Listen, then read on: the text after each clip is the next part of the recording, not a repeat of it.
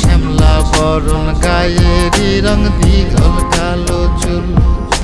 দুই নয়নের আলো যেন বেহেশতেরই ফুল হীরা মন পাখি রে তুই হীরা মন পাখি হীরা মন পাখি রে তুই হীরা মন পাখি তোর আশায় আশায় আমি কণ্ঠ চাইয়া থাকি